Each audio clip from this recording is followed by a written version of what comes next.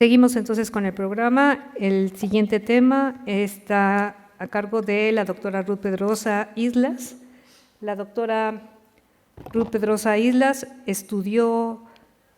realizó sus estudios de química farmacéutica bióloga en la UNAM, posteriormente obtuvo el grado de maestra en Ciencias y Tecnología de los Alimentos de la Universidad Iberoamericana y el doctorado de la UNAM.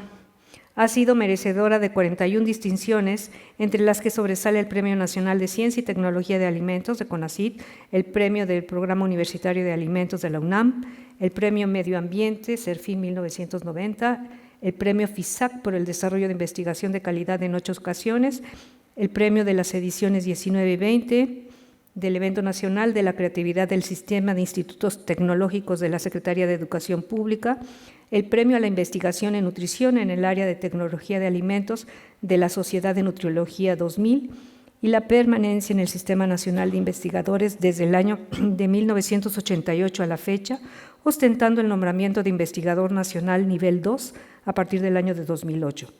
Antes de ingresar como académica de tiempo completo a la Universidad Iberoamericana, se desempeñó como consultor en diversas empresas y como gerente general de Tropical Juice de México. También desempeñó cargos de investigación en el Instituto Nacional de Investigaciones Agrícolas de la entonces Secretaría de Agricultura y Ganadería.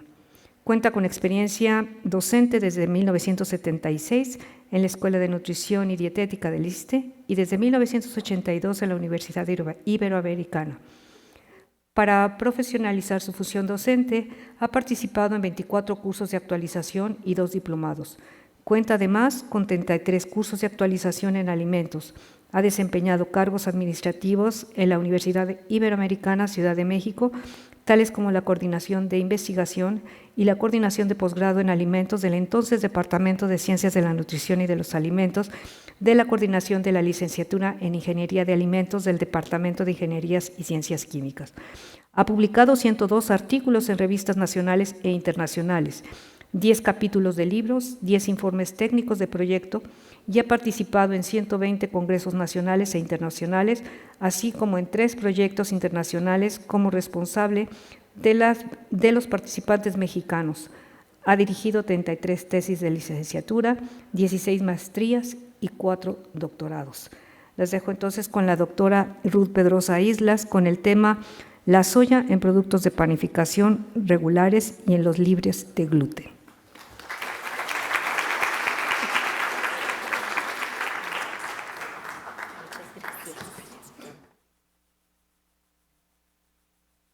Buenas tardes a todos, muchas gracias. Yo también agradezco a la Asociación Mexicana de Alimentos a Base de Soya esta amable invitación a participar con ustedes en temas fascinantes como tiene que ver todo con la soya. Quiero empezar diciendo que el pan es una parte importante de una dieta saludable y que la adición de harina de soya ayuda a reforzar este concepto. ¿Por qué se usa la soya en los productos de panificación? Ya escuchamos al doctor Fonseca decir que no nos hemos dado cuenta, pero consumimos soya prácticamente diario. Pues se usa la soya en los productos de panificación principalmente por su aporte de proteína. Dependiendo de las fuentes, estos son los datos. Veíamos en la presentación anterior que el contenido de proteína era alrededor del 36%, pero bueno, podemos decir que de 36% hasta 93%, dependiendo del derivado de soya que se esté utilizando. Aquí presentamos datos de la harina de soya, del concentrado de proteína de soya y del aislado proteínico. Todos sabemos de la recomendación de combinar cereales con leguminosas para complementar las proteínas de ambos. Sabemos que los cereales son deficientes en lisina y triptofano, mientras que la soya no. Y la soya tiene una ligera deficiencia en los aminoácidos azufrados. Así que su uso más prometedor en el caso de la soya en la panificación será el de fortificación. También sabemos que la soya, por la ponencia de la doctora Nimbe, y bueno, porque estamos enterados, tiene una proteína de muy buena calidad para sostener el crecimiento de quienes la consumen y, como decía la doctora Nimbe Torres, tiene un valor equivalente al de la caseína. Además, la soya presenta propiedades funcionales desde el punto de vista tecnológico únicas. Por ello se ha usado en la panificación desde hace más de 50 años. Ustedes, la mayoría, son más jóvenes, así que han consumido soya. En general, las proteínas exhiben propiedades funcionales de acuerdo con las interacciones que tienen con el medio en el que se aplican. Siendo el agua el componente mayoritario de los alimentos, las propiedades de hidratación son muy relevantes. Se refiere a la interacción, estas propiedades de hidratación se refieren a la interacción que tienen las proteínas con el agua.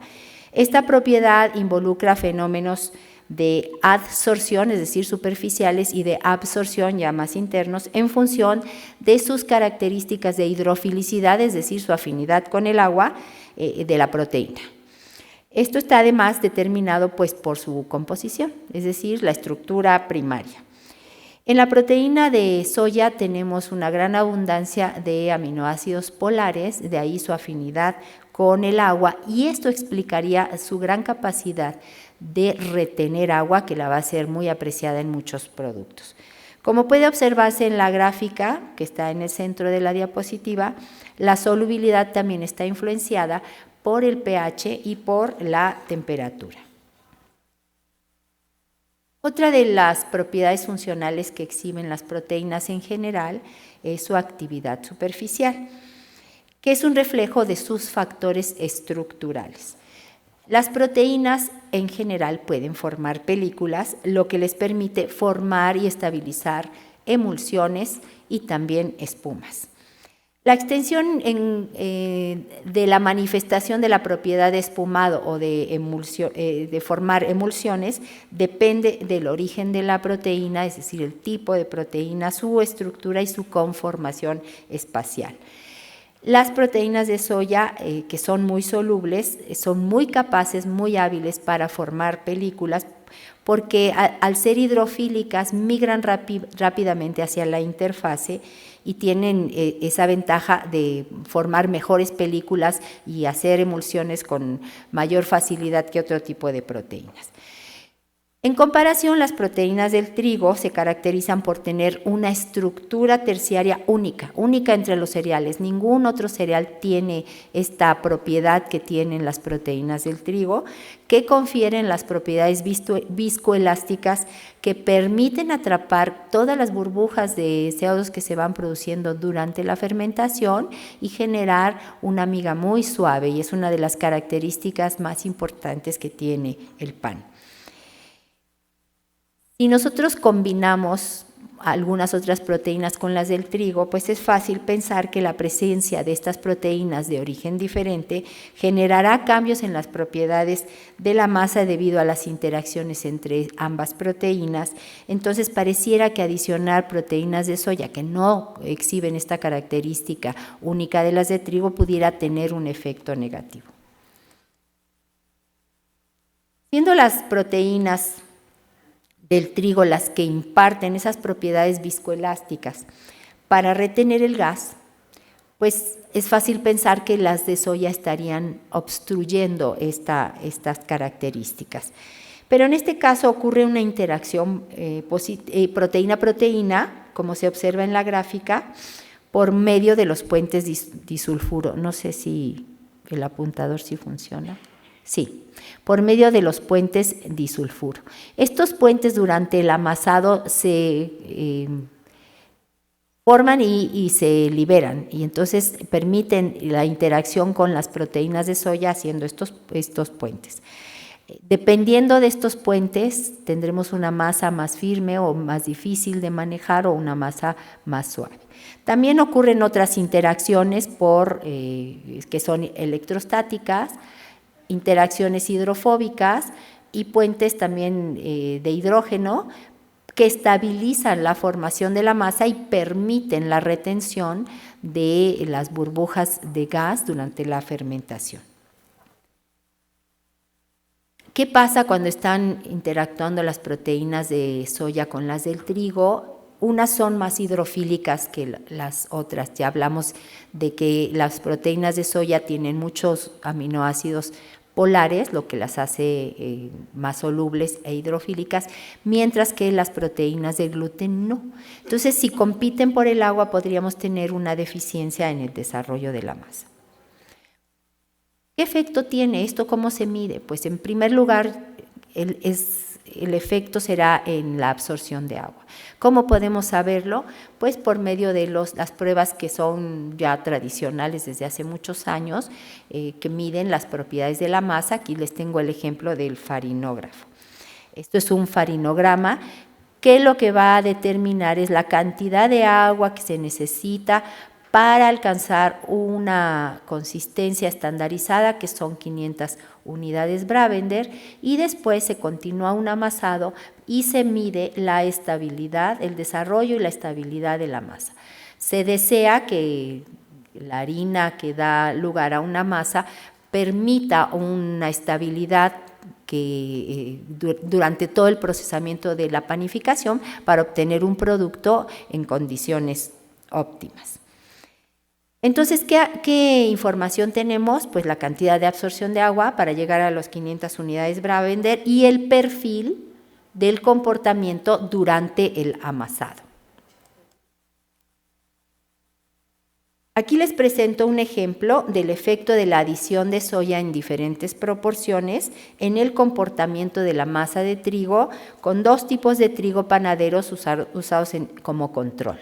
Aquí tenemos, estos son los trigos panaderos, vemos que hay una diferencia en la estabilidad de la masa, pero cuando adicionamos soya, a medida que la cantidad de soya se incrementa, la curva muestra una deformación y sería preocupante tener masas débiles que no puedan retener la cantidad de aire suficiente o de gas suficiente para generar las migas suaves a las que estamos acostumbrados con el pan. Entonces, el efecto vemos, pues por un lado aquí no se muestra, pero la absorción de agua es mucho mayor en la medida en que aumenta la cantidad de proteína en el experimento, pero sí podemos percatarnos de la modificación en la estabilidad de la masa dependiendo del tipo de trigo con el que partamos. Pero la masa es un sistema muy complejo, no solo están presentes las proteínas. Hasta ahora hemos hablado de ello, de las interacciones de las proteínas con el ambiente. Sin embargo, durante la formación del gluten, es decir, cuando las proteínas del trigo, que son principalmente gliadina y glutenina, entran en contacto por efecto de la presencia de agua y el amasado, esta formación de gluten va produciendo esa red viscoelástica que retendrá el gas de la fermentación. Y como vemos en la imagen, el almidón es un factor importante en el desarrollo de esta red viscoelástica. Las partes que se ven más lisas son las proteínas, pero todos estos granulitos corresponden al almidón. Entonces, el almidón está sirviendo de ancla para las proteínas durante la formación de la red viscoelástica. Si se añaden más proteínas de gluten en el sistema, pues se va a incrementar esta relación de interacción entre el gluten y las proteínas y el almidón, reforzando esta interacción. Sin embargo, la presencia de las proteínas de soya tiene un efecto opuesto, debido a su hidrofilicidad. Empieza a absorber el agua, la retiene y deshidrata el sistema y pues esto es un problema para la red viscoelástica. Este efecto detrimental puede resolverse, como lo decimos aquí, favoreciendo la interacción entre la proteína, el almidón y los lípidos, utilizando un agente tensoactivo o emulsionante y para favorecer todas estas interacciones y dar mayor coherencia a la red viscoelástica. Entonces, una situación que pudiera ser problemática, la ciencia y la tecnología de alimentos la resuelve fácilmente. Entonces, ¿es bueno adicionar o no la proteína de soya al pan? Pues sí, la respuesta es sí. si bien la adición de la soya afecta las propiedades rheológicas de la masa de trigo, se puede revertir este efecto utilizando un emulsionante en favor de mejorar el contenido proteínico del pan, suavizar la miga por esta habilidad de la proteína de soya de retención de agua, mejora el color de la miga y sobre todo hace una corteza de mejor calidad, más crujiente y de mejor color. También la presencia de las proteínas de soya mejora la vida de anaquel, manteniendo el pan más suave durante más tiempo. Sin embargo, más o menos los rangos de adición de proteína de soya en el pan están alrededor del 10%. Se usa en otros productos de panificación como las donas fritas en una proporción como la que dice la lámina, entre 3 y 10%, con un beneficio adicional de reducción de la absorción de la grasa para que no tenga ese 40% de las papas fritas, le debían de poner una capita de soya, en fin, ¿no? Y en los pasteles puedes sustituir al huevo, el huevo de repente también puede ser muy caro y sobre todo si es orgánico de gallinas de libre pastoreo, ¿cómo le ponen? ¿No? Que ahora es que nos van a volver locos con tanta especialidad y hay gallinas felices, en fin, sí, en eso estamos nosotros. Bueno, en las galletas aumenta el valor nutritivo e imparte un sabor tostado o a nuez, o sea, la soya no necesariamente imparte sabores desagradables. Cuando es tostada, el sabor que genera es muy similar a las nueces tostadas. Y en el pan danés favorece este amasado, porque ya ustedes, quien ha hecho algo con la pasta de hojaldre, por ejemplo, para el pan danés hay que estar amasando y doblando y amasando, y la presencia de soya mejora este comportamiento. Ahora los productos gluten free, que es otra de las grandes modas que ya nos dijo el doctor Fonseca que existe. La celiaquía, estos productos gluten free están dirigidos a enfermos celíacos. Es una enfermedad autoinmune por una aberración genética, así nacen las personas que tienen esta enfermedad y la prevalencia mundial está entre 1 y 1.5 de la población. Entonces, pareciera poco, pero si lo traducen a millones de personas, pues son muchas personas. El único tratamiento que tienen estas personas con esta enfermedad es una dieta absolutamente libre de gluten. Y uno se preguntaría por qué el mercado de productos de panificación gluten free va en aumento, pues por lo que nos dijo el doctor Fonseca, es una gran moda, gluten free es lo de hoy, aunque sea muy caro, ser incluidos en un grupo de la población snob. Elaborar un pan gluten free, si estamos diciendo que el gluten, que es la proteína del trigo, es la responsable de la formación de esa matriz viscoelástica que va a retener todo el gas de la fermentación y dar una miga suave, pues es un gran reto tecnológico. Cuando ustedes ven una rebanada de pan de caja, cada agujerito fue una burbujita de gas que estuvo retenida en un alveolo y ese alveolo, sus paredes están formados por toda esa interacción, principalmente por el gluten y su interacción con los lípidos y con el almidón. Quitarle el gluten realmente es un reto tecnológico. Les pongo esta definición de productos gluten free haciendo énfasis en la palabra códex alimentarios, porque la Organización Mundial de la Salud y la FAO, que nos hicieron favor de regalarnos este códex alimentarios al mundo, han buscado armonizar las reglas, la nomenclatura, la clasificación de los alimentos.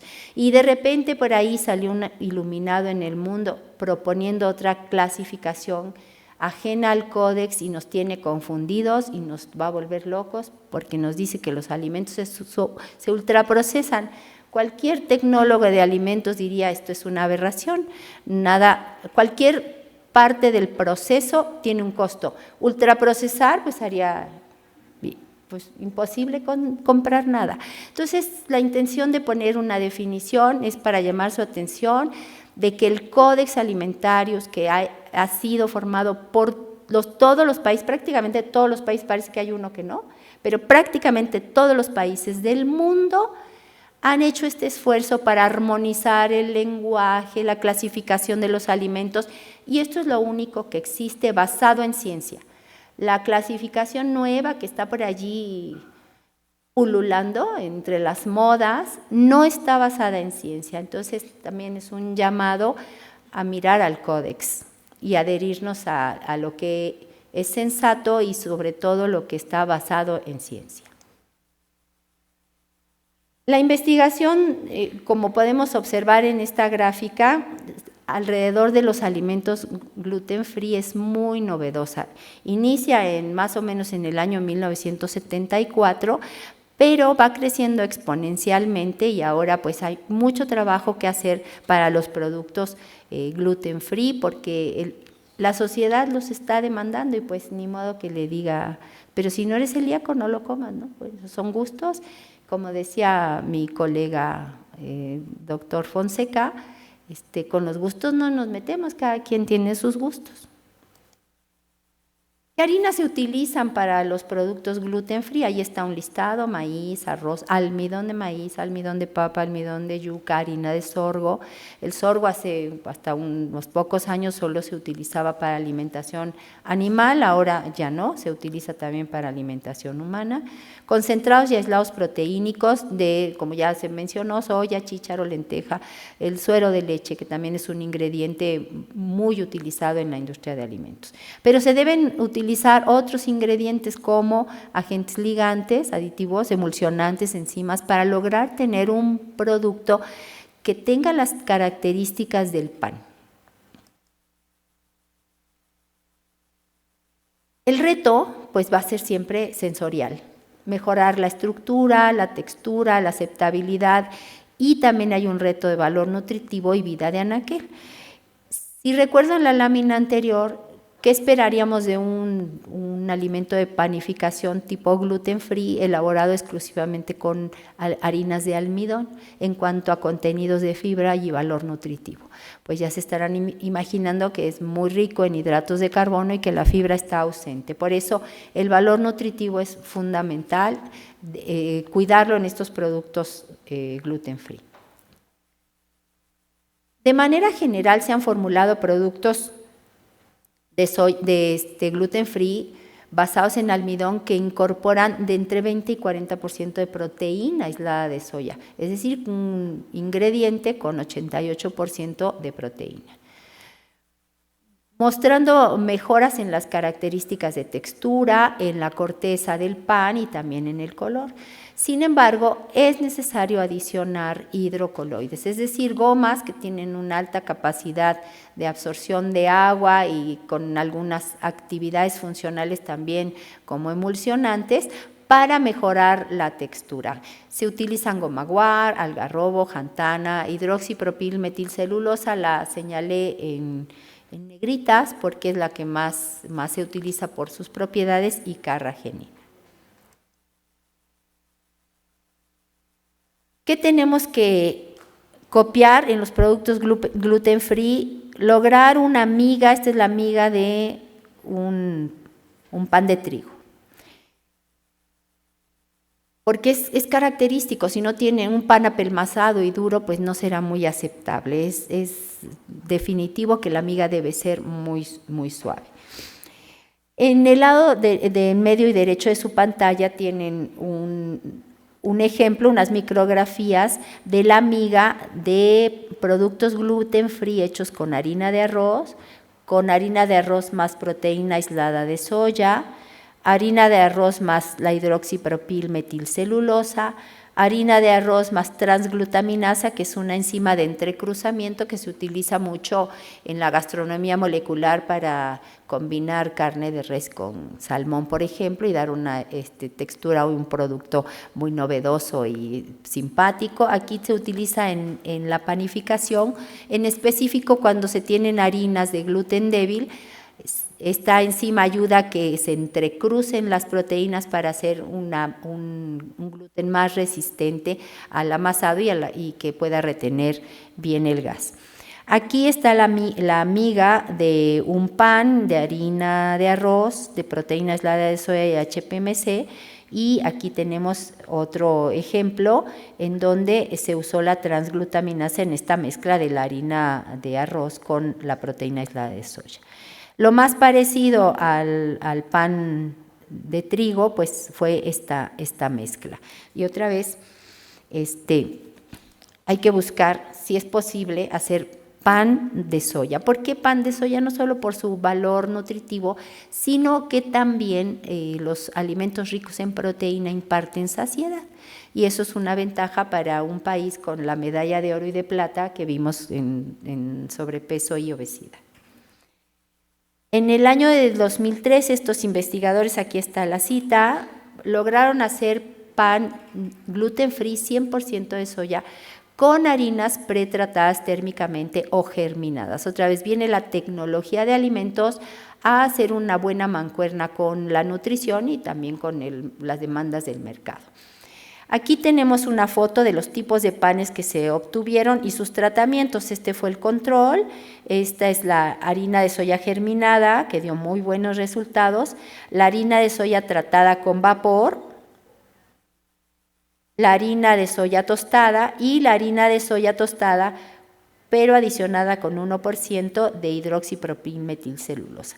Ustedes dirán, ¿por qué no le pusieron esta hidroxipropilmetilcelulosa a esta? Para aún mejorar el volumen, porque la harina de soya tostada da este sabor a nuez que es muy agradable y apostaron por el sabor, pero el volumen pues se parece mucho a este de harina germinada.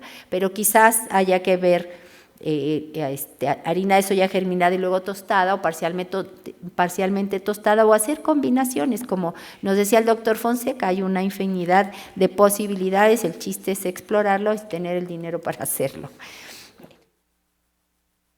Entre una fórmula comercial de un pan gluten free y la experimental, pues quizá esta comparación pues no es justa, ¿no? No es justa porque aquí ya probaron que con todo esto tienen un pan que se puede vender y este es un pan experimental. Falta ver si es necesario adicionarle lo que les decía, mezclas de harina tostada con la harina germinada, ponerle la hidroxipropilcelulosa o mezclas de hidrocoloides que mejoren todavía más el volumen y pues la vida de anaquel falta ver estudios de vida útil y pues sobre todo costos, ¿no? Porque si cuesta 200 pesos un paquete de pan, pues ahora el pan, un pan de molde chico de gluten free cuesta 100 pesos, prácticamente 89 o algo así, de una marca comercial mexicana, no de la comercial mexicana, sino de una marca de una empresa mexicana. Bueno, en conclusión, volvemos a decir, la soya la hemos comido desde hace muchos años, entró a México quizás con un estigma de que íbamos a resolver la deficiencia proteínica que existía en aquel entonces, hace 30 años, 40 quizás. La población mexicana no comía suficiente proteína, entra la soya en los programas sociales y pues como el mexicano es bien aspiracional y todos queremos ser europeos o gringos, como yo no soy pobre, no. Entonces se rechazó por esta forma en cómo entró, pero es un gran alimento, lo hemos usado más de 50 años en la panificación, que es un producto de consumo popular y que seguramente ustedes también lo consumen. Es un ingrediente funcional, como vimos, mejora el valor nutritivo y por eso se sigue utilizando. En el caso de los productos gluten free sería un aporte nutricional muy, muy bueno para estos productos que son principalmente elaborados a base de harinas de almidón. Entonces existe todavía el reto de producirlos de manera comercial, 100% soya en beneficio de la alimentación y si imparten saciedad, pues vamos dando una contribución pequeña a una dieta correcta en donde si todavía no hemos aprendido bien lo de las porciones, pues ya por la saciedad y la lógica, el organismo diga, hoy no comeré otras cosas más que mi sándwich de gluten free. pero de soya. En ambos casos esto es muy importante porque es urgente unir a los profesionales de la salud con nosotros, los tecnólogos de alimentos, porque la ciencia y tecnología de alimentos es una herramienta fundamental para poder tener productos de buena calidad y seguros para el consumo. El procesar alimentos no es enemigo de nadie, al contrario. Quizá muchos de aquí del público no habían nacido cuando la principal causa de muerte en México eran las enfermedades gastrointestinales. El procesamiento de alimentos revirtió esta tendencia y hoy por hoy no es la principal causa de muerte ni está entre las primeras causas de muerte. Entonces, los controles de calidad, la mayor biodisponibilidad de los nutrimentos gracias al proceso, pues son un aliado de la nutrición. Muchas gracias.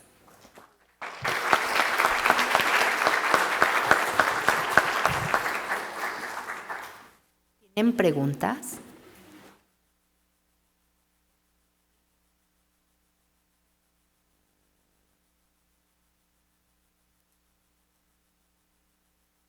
Fui muy clara, ¿verdad? Como el doctor Fonseca. Ah, allí hay una pregunta. Retiro lo dicho. Ah.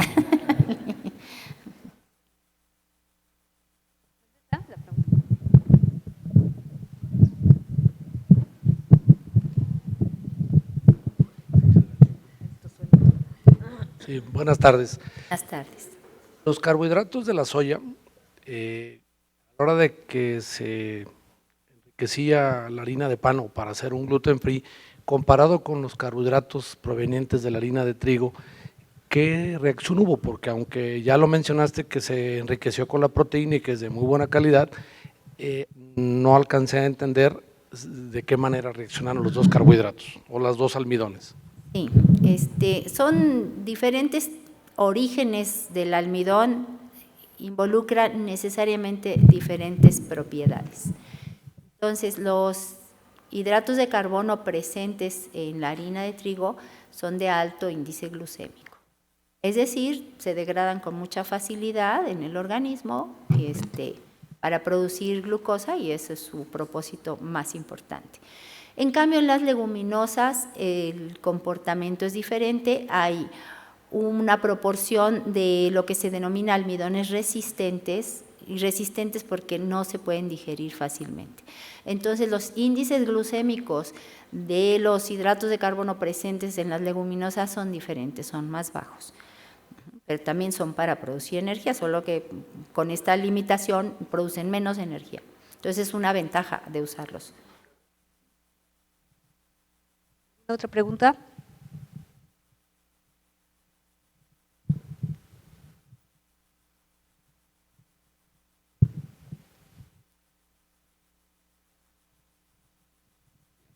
Felicidades, muy interesante su ponencia. Una pregunta, comentario, ¿no de repente es un poco ilógico en estos panes sin gluten diseñados para un mercado que pues de entrada tienen el sistema gastrointestinal delicado, por ponerle algún adjetivo, sacar productos llenos de gomas, de algunas gomas como la carragenina, que se ha asociado con irritación intestinal desde el punto de vista del colon?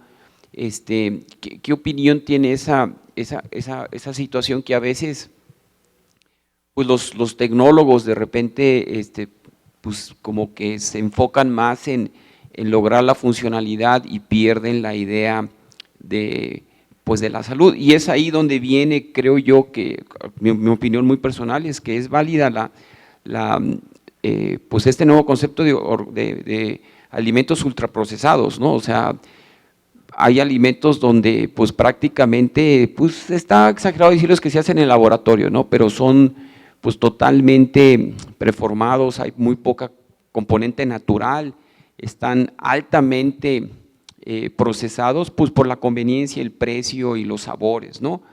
Creo que es difícil la definición, pero creo que pues el consumidor es el que manda, ¿no? El consumidor, creo que si en un momento estima que es una buena clasificación para sopas instantáneas, para productos de alta densidad energética, pues creo que como ha pasado históricamente, pues la industria, la misma ciencia de alguna manera se adapta y y entiende que es el consumidor, el mercado es el que está definiendo las cosas, ¿no? Gracias.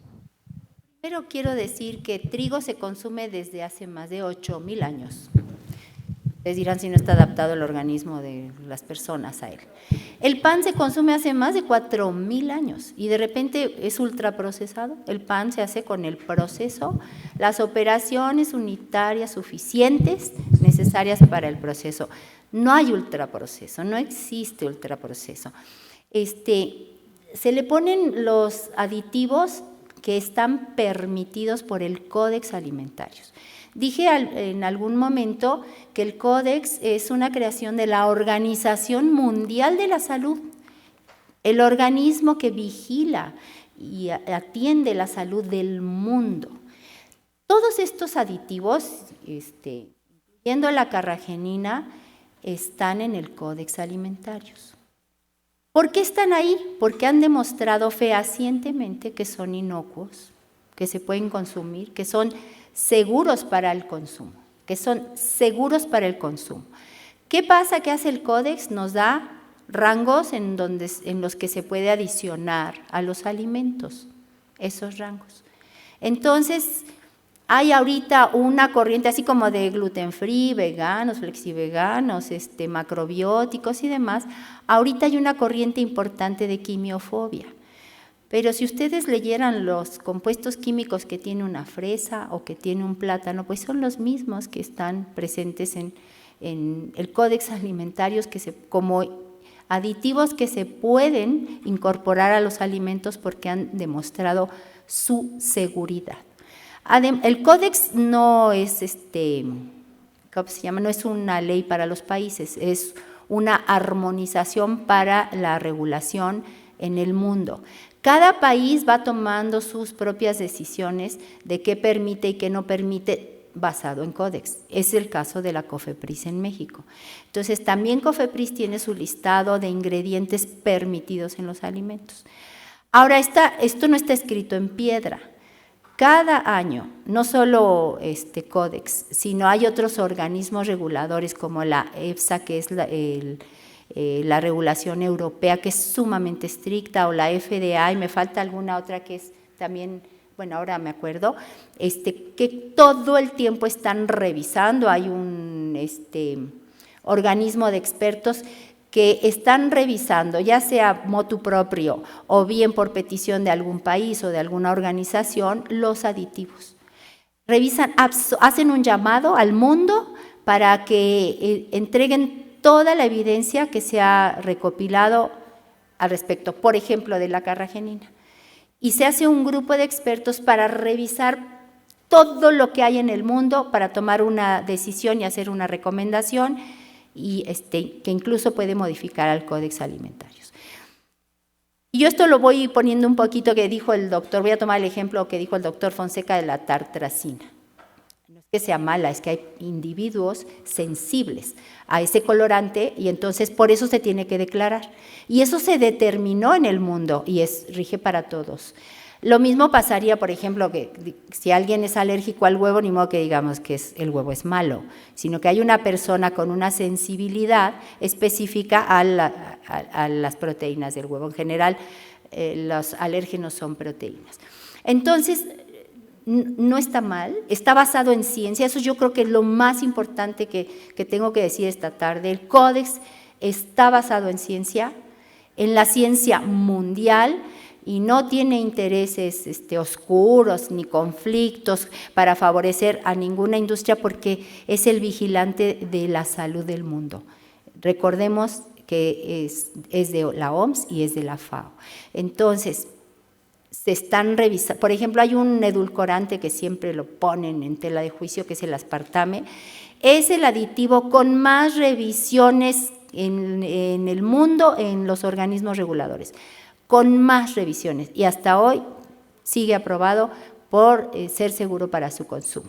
Entonces, ¿qué pasa? Por ahí viene alguien que nos dice algo, suena convincente y lo creemos. Lo que necesitamos es voltear hacia la ciencia, voltear hacia el Códex. El Códex hace un esfuerzo extraordinario por armonizar el lenguaje incluso de los alimentos y su clasificación en el mundo. Otro tipo de clasificaciones que no tienen el concurso mundial, tenemos que ponerlas en tela de juicio. El Códex tiene el concurso, excepto un país, de todos los países de este planeta, que es plano o global. Es que vi un meme bueno, no un meme, una publicación de los que ahora dicen que hay un grupo de gente que dice que la Tierra es plana. Y dice, tenemos muchos seguidores en este grupo de que la Tierra es plana en el globo, ¿no? Entonces, más o menos así es esta nueva clasificación. No nos dejemos confundir, vayamos al que está armonizando la legislación, vayamos a la Organización Mundial de la Salud y otras cosas nos van a confundir. De por sí, como decía el doctor Fonseca, llegamos al anaquel de leche y hay 40 tipos, ahora 40 clasificaciones de los alimentos. ¿Para dónde nos hacemos? Necesitamos primero saber qué significa una dieta correcta. Eso es más importante, así hay una clasificación de esta, de la otra y de la otra, diferentes a los del Códex Alimentario. Hay una deuda enorme de orientación alimentaria en este país para saber correctamente qué son las porciones, ni el plato del bien comer nos orienta, y qué sí podemos comer, cuánto podemos comer, porque hace 40 años México tiene un promedio de consumo de energía de 3.160 calorías. 40 años.